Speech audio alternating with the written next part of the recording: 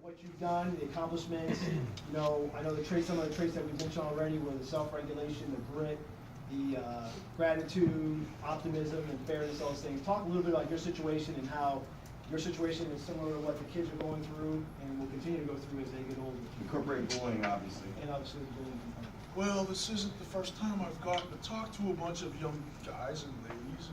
And first of all, like my fine friend here said, thank you so much for being here. I'm excited to be here. Tom reached out to me, and you know, I jumped at the opportunity. Believe it or not, as a kid, I was bullied. I was always tall, skinny, and all the older kids thought, oh, let's pick on him. He's an easy target. Well, you know, unfortunately, that happens as a child, but you know, you gotta, like, you know, like we all have to do. We have to look in the mirror, like you said, and it's you versus you. You can either let them get to you, or you can be mentally strong and just continue on and do what you know you gotta do. I came from a very, very small coal mining town in northeast Pennsylvania, Nesquehoning. I'm sure no one's ever heard of it, unless you watch wrestling and heard my my entrance, because nobody has.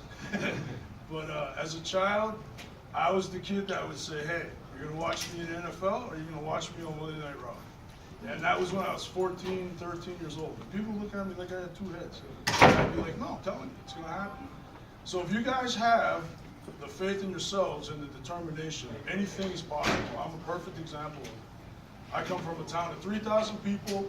I live at the base of a coal mine, one stoplight. And we didn't even have a McDonald's until I was in college. So, and it's 20 minutes away from the closest Walmart. So we're in the middle of nowhere. But I knew inside that someday I was going to get out of that small town and become somebody. I didn't know who it was going to be, but I knew it was going to be somebody. Now I have action figures, I'm on video games. You know, my lovely wife, that's not part of the story. But seriously, she was my lovely wife. Yeah, let's hear it for Deanna.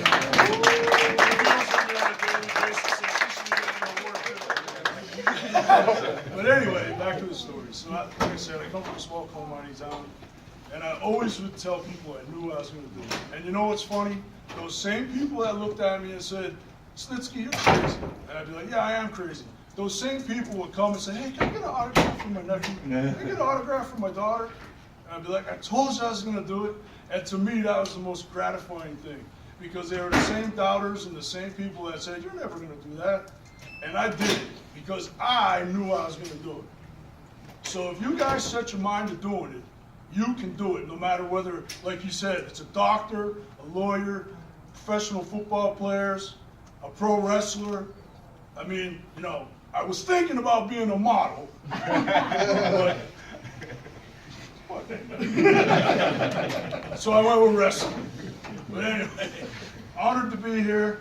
Thanks again, everybody. And remember, stick to your dream.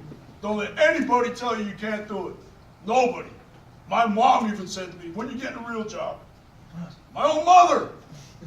And I proved her wrong too. So no matter whoever tells you you can't do it, you can do it. And don't let anybody tell you different. Thank you.